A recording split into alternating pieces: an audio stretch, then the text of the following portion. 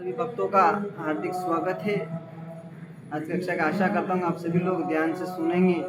और ये श्लोक बहुत ही इम्पोर्टेंट है क्योंकि इस श्लोक में बताया जा रहा है कि व्यक्ति की भक्ति कैसे बढ़ेगी, प्रसिद्धि बताया गया, इसके अर्थ बताया जाए। हम श्लोक पढ़ेंगे, उसके अंदर अर्थ बताएंगे हम। तो आप सभी लोग इसको ध्यानपूर्वक सुनिए और अपने जीवन में उतारिए, याद रखिए। और नहीं हो तो पेन बुक लेके साथ में बैठ के इसको नोट करिए। तो श्लोक इस प्रकार से हैं। उत्साह निश्चित धैर्य तत्तत्कर्म प्रवर्तनात् संग त्यागो सतो व्रते षड्भीर भक्ति प्रसिद्ध्यते। अब इसमें भी क्या बोल रहे हैं कि 6 प्रकार की होती है जो इसमें व्यक्ति की भक्ति बढ़ जाती है। भक्ति के अनुकूल और प्रतिकूल बताया जा रहा था। पहले हमने उसके अनुकूल देख लिया, अभी प्रतिकूल जो भक्ति को आगे, भक्ति में आगे बढ़ाते हैं उसके बारे में बता रहे हैं। तो कौन कौन से, ये भी जो हम चर्चा करने वाले अनुकूल चर्चा कर रहे हैं कि भक्ति में आगे कैसे बढ़े। पहले हमने प्रतिकूल के बारे में किया कि व्यक्ति इनका संग करता है तो इसकी भक्ति नष्ट हो जाती है, लेकिन अभी हम अनुकूल कर रहे हैं जो भक्ति में आगे बढ़ जाए।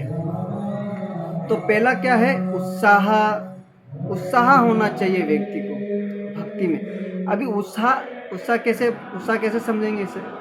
उत्साह इस प्रकार से बताया जाता है कि हर एक कार्य होता है व्यक्ति को उत्साहपूर्वक करना चाहिए। जैसे उदाहरण के लिए व्यक्ति माला कर रहा है, पढ़ाई कर रहा है, सेवा कर रहा है, तो उस व्यक्ति को उत्साह रहना है, उत्साहपूर्वक करना चाहिए। अगर वो व्यक्ति उत्साहपूर्वक कार्य नहीं कर रहा है तो उसको भक्ति में आगे बढ़ेगा नहीं। वो सबसे पहले भक्ति में यही है, उत्साह होना ज़रूरी है। अभी क्यों बताया जा रहा है, जैसे आप सब 16 माला कर रहे हैं, आप सब लोग गीता पढ़ रहे हैं, आप सभी लोग क्लास सुन रहे हैं, ये एक उत्साह होना चाहिए। अगर ये आपके अंदर उत्साह नहीं है तो दूसरे लोगों को प्रेरित कैसे करोगे, दूसरों को लाओगे कैसे। जब तक आपको अंदर 16 माला के अंदर खुशी नहीं मिल रही तो दूसरों को खुशी दे कैसे पाओगे। हम बोलते हैं कि अरे 16 माला करेंगे हम तो खुश हो जाते हैं, हमारे दुख सब कट जाते हैं, लेकिन वो दिखाना पड़ेगा ना उत्साह। जब तक आप वो उत्साह दिखाओगे नहीं तब तक तो कुछ होने वाला नहीं है। इसीलिए उत्साह बहुत ज़्यादा ज़रूरी बताया जाता है कि उत्साह होना चाहिए। बहुत सारे लोग होते हैं जो अन्य सारे कार्य में उत्साह दिखाते हैं। जैसे कि आप सभी लोगों ने क्रिकेट देखा होगा, एक व्यक्ति मारता है तो सभी बॉल को जब भी मारते हैं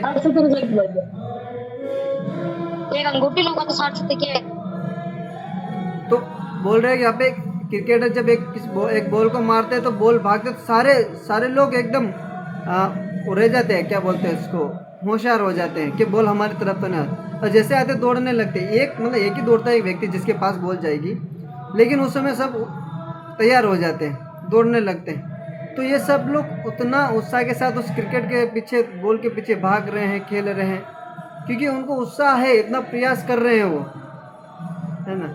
तो यहाँ पे उत्साह बता रहे कि हमें भी उत्साह इस प्रकार से होना चाहिए। जब पहले क्रिकेट में मजा, इंटरेस्ट ले रहे हैं, मज़ा ले रहे हैं, खुशी मिल रही है, तभी तो लोग वो खुश हो पा रहे हैं। उसी प्रकार से यहाँ बता रहे हैं कि हमें उत्साह लेना चाहिए, और उत्साह नहीं होगा तो भक्ति में आगे नहीं बढ़ पाओगे। भक्ति में उत्साह बहुत ज़्यादा ज़रूरी है। कई लोग होते हैं जिसे 16 माला करने के लिए बोलते हैं, तो बोले करते हैं, घिस के करते हैं, और करते करते तो कभी तो सो भी जाते हैं, और कभी कभार सो जाते हैं तो मुंह से लार निकल के उसी माला के अंदर गिर जाता है। तो देखा जाए तो ये ऐसे व्यक्ति को फिर हम दूसरे किसी को बताएंगे तो लोगों को उत्साह तो आएगा नहीं। गीता पढ़ने के लिए हम बोलते हैं लोगों को, अरे गीता पढ़िए, गीता पढ़िए। गीता बांटने भी जाते हैं हम अधिकतर लोगों को, तो बोलते गीता पढ़िए। अभी कभी क्या है कि लोगों की गीता बांटने जाते हैं, सेवा करते हैं, लेकिन वो व्यक्ति क्या होता है कि उसका उत्साह उतना दिखता नहीं है, मुंह सूखा हो जाता है, दिख नहीं पाता। उत्साह बहुत ज़्यादा ज़रूरी है भक्ति के लिए। अब व्यक्ति को आगे बताएंगे, धैर्यवान का भी सबके बारे में बताएंगे, लेकिन सबसे पहले उत्साह के बारे में चर्चा हो। उत्साह व्यक्ति को करना है, ऐसा उत्साह करना है, मतलब चाहे वो भक्ति के हो चाहे बाहर के हो। भक्ति में भी आप उत्साह दिखाओगे तब लोग आपके कृष्ण भक्ति को आकर्षित हो पाएंगे। बाकी आप नहीं दिखा रहे तो कैसे आकर्षित होंगे, कृष्ण के प्रति कैसे आकर्षित होंगे। कहे नहीं कि बोले तो एक बोरे वके, नहीं बोले तो कहीं नहीं वके, सो कहीं कहे नहीं। तो ऐसा नहीं है कि उत्साह जरूरी है। घने लोग तो बाहर उत्साह बतावे, उत्साह मतलब बाहर, मतलब कहीं जैसे कि हमें किसी ने जॉब पे रखा है, आप सभी लोग जॉब पे गए हैं, आपके सामने बॉस आ जाता है, आपके सेठ जी आई जावे तो ना सेठ जी का मुंडा क्या पे अतरो काम करांगा सेठ जी क्या सेठ जी ना अपने मन में यूँ आवे कि सेठ जी आज तो खुश है, वो उत्साह वंदन वो थाका में आई जावे नहीं बाणे भौतिक संसार का लोगों को प्रति था अतरो उत्साह वतन था काम करी रहा यदि था भगवान के लिए तो होशिन काम करोगे कि भगवान के बाद तो उत्साह पूर्वक कार्य करेंगे तो भगवान की तरह खुश होगा। वो तो खाली ठाकुर बोस है, लेकिन भगवान तो पूरा ब्रह्मांड का बोस है नहीं। तो वणा हम ऐसा कार्य करोगे तो भगवान की तरह खुश रहेगा। तो आपनो कार्य कही ये भगवान ने खुश करनो, उत्साह वेणु सावे, और उत्साह नहीं वेगा तो कसान नहीं वेगा कार्य। उत्साह के बारे में और भी बहुत कुछ डिटेल थी बतावे हमें। एक बाद आवे उत्साह भी क्यों, इसका बाद एक बाद आवे निश्चय के साथ प्रयास करना। अब प्रयास के बारे में बता, उत्साह हो गया, इसके बाद हो गया निश्चित, मतलब निश्चय के साथ प्रयास करना। कौन सा प्रयास करना? प्रयास करना मतलब भगवान को प्रसन्न करने के लिए, भगवान की भक्ति को प्रसन्न करने के लिए हमें प्रयास करना चाहिए। अभी पहले तो हमने बताया कि ऐसी वस्तु को प्रयास करना, जैसे पिछले श्लोक में हमने क्या सुना कि प्रयास मतलब उस वस्तु के लिए प्रयास करना ताकि वो हमारे जीवन में कभी काम नहीं लगना, तो वो प्रयास बेकार है। लेकिन यहाँ पे जो बताया जा रहा है कि प्रयास करना है, लेकिन किसके लिए करना है, यहाँ पे आज ये बताया जा रहा है। ये बोले प्रयास करना है भगवान की भक्ति करने के लिए। बोले ऐसा क्यों? आजकल देखिए सिंपल सा बात है, इस भौतिक संसार में लोग पहले के जमाने, पहले के क्या, अभी मतलब आज से हम पीछे चले जाए या 2018-20 में शायद नोटबंदी हुई थी, तो उस नोट को पीछे कमाने के लिए लोग कितने पागल हो गए थे।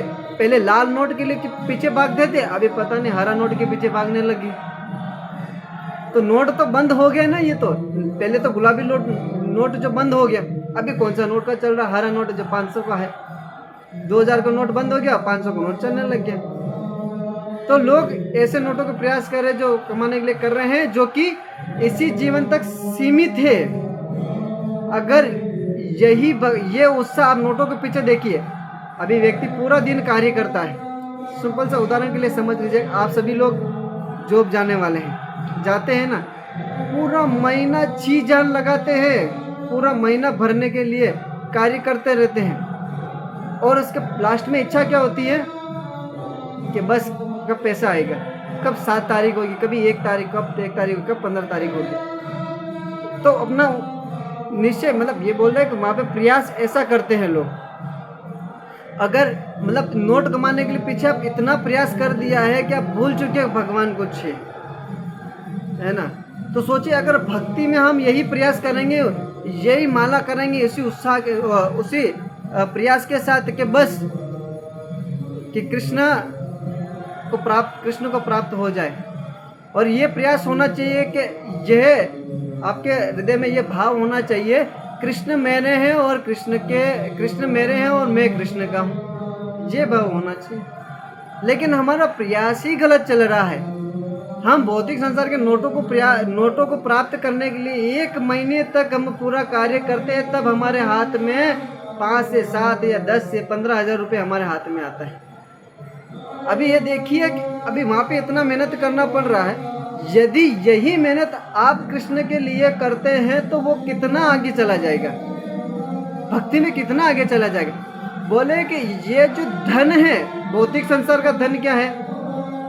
धन क्या है? पैसा लाया, घर पे लाए, आपने घर पे रखा, अगर वो चोरी हो गया तो धन तो चला गया ना, पूरा महीने की मेहनत तो गई, लेकिन धन भी चला गया। तो ये भौतिक संसार का धन है। लेकिन उसी प्रकार से देखा जाए विपरीत, उसी के अनुकूल देखा जाए तो वो क्या है? कृष्ण प्रेम धन।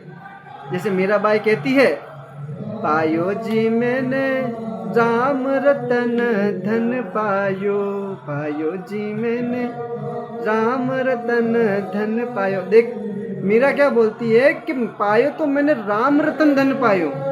बोले ये धन ऐसा है, ना तो किसी बैंक अकाउंट में किसी को अपना खाता खुलाने की ज़रूरत है, और ना ही घर में लॉकर में उसको रखने की ज़रूरत है।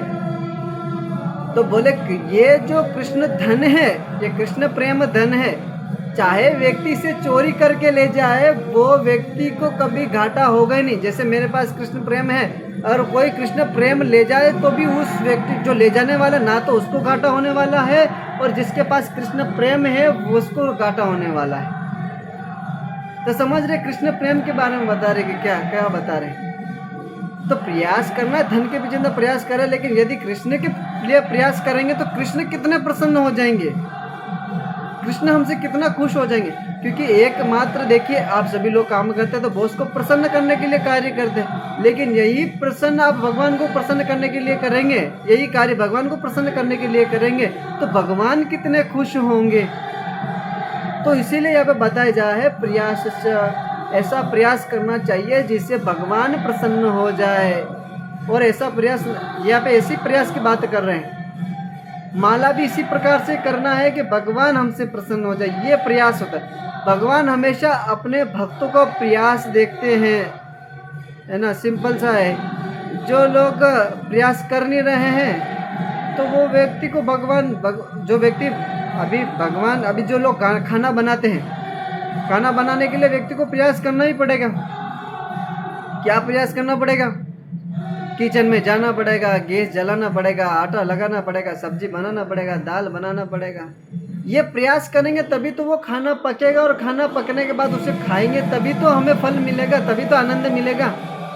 तो यही बोल रहे भगवान कि अभी आप प्रयास तो करो, आप प्रयास करेंगे, भगवान प्रयास देखते हैं। बिना बैठे व्यक्ति को फल नहीं मिलता, कर्म करना ही पड़ता है। तो यहाँ पे आगे ये भी बताया जाएगा कर्म किसके लिए करना चाहिए, वो भी तो हम उसके बारे में चर्चा करेंगे। तो इसमें तो प्रयास तो करना ही चाहिए व्यक्ति को, यहाँ पे इस प्रकार से बताया जाता है। इसमें और आगे भी उदाहरण ऐसे बहुत सारे बताया जाता है।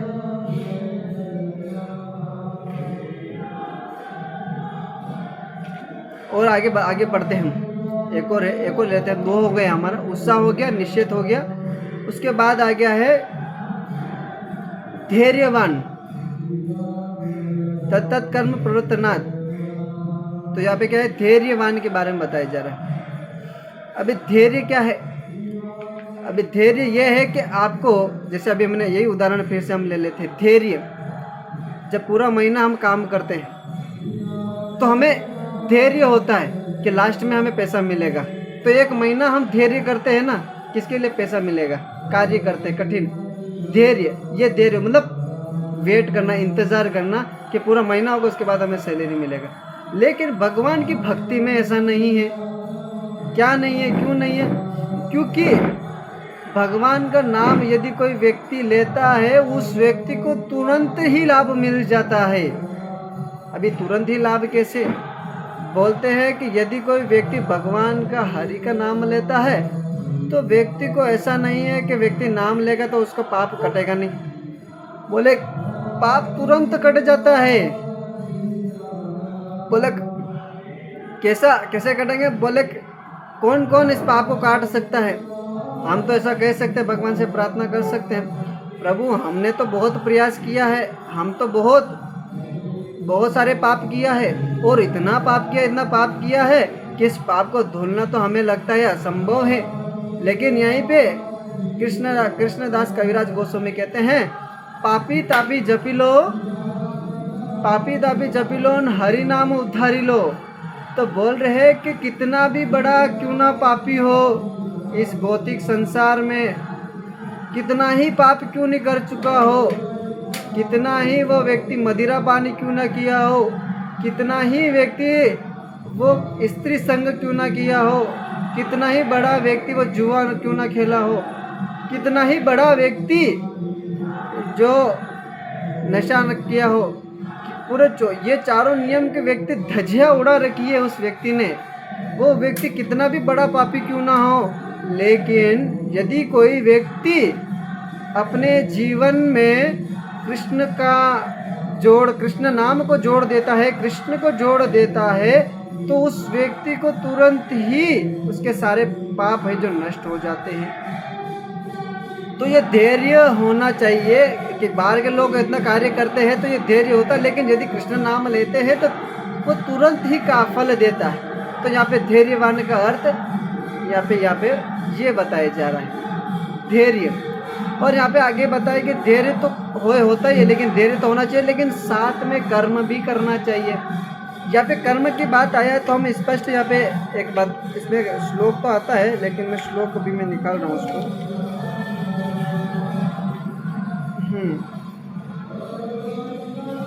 एक सेकंड थोड़ा।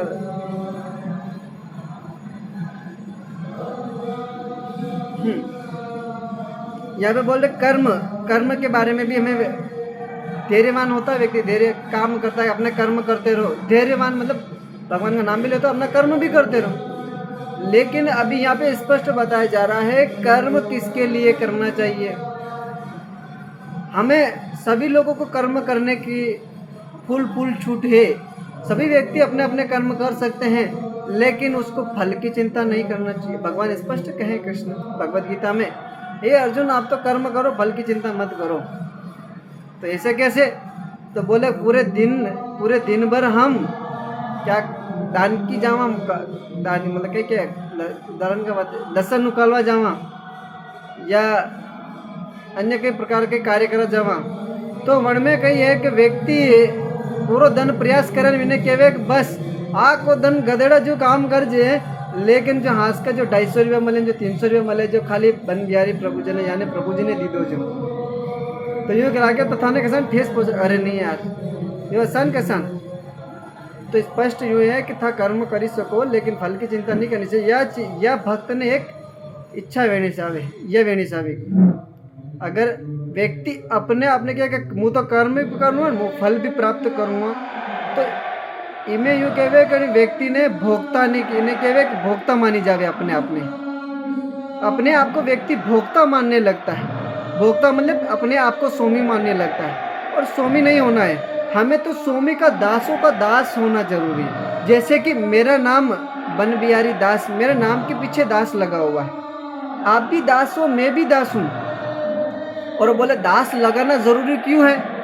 क्योंकि दास हमें लगाना ऐसा इसलिए जरूरी है, जैसे कि गाड़ी के रेलगाड़ी सभी ने देखा, एक इंजन आगे होता है, एक इंजन पीछे भी होता है। कभी आगे चल जाता है, जब आगे चलना होता है पीछे भी चलती है ट्रेन। तो वैसे तो दोनों साइड से चल सकते हैं। अपने देसी भाषा में कहते दम्बू वेव नहीं, दम्बू के दो मुंडा वेवे। तो इस प्रकार से यूँ सोच रहा है कि दास भी इसी प्रकार से होना चाहिए। कैसे? एक आगे नाम के आगे दास लगाओ और एक नाम के पीछे दास लगाओ। बोले ऐसे क्या? बोले एक गाड़ी की इंजन आगे हो, एक गाड़ी का पीछे इंजन हो। अगर दोनों इंजन एक साथ चलेगी तो गाड़ी पहाड़ पर भी चढ़ जाएगी। अगर एक ही इंजन हुआ तो गाड़ी चढ़ पाना मुश्किल भी है, या चढ़े या ना भी चढ़े। उसी प्रकार से कह रहे हैं भगवान के धाम जाना है तो अपने आप को दास मानना पड़ेगा। पहले दास लगाना, दास बन बिहारी दास, इस प्रकार से ये दास लगाना बहुत ज़्यादा ज़रूरी है। और कर्म भी करना जरूरी है। कर्म की बात है, हम दास की बात कर लिए, क्योंकि कर्म करना है वो तो हमने बताया कि दास ऐसे निकला इसके अंदर, क्योंकि स्वामी मान लेता ना, तो इसलिए हमें अपने आप को स्वामी ना मान के हमें कृष्ण के दास मानना है। तो आज हमने क्या है तीन के बारे में चर्चा किया था।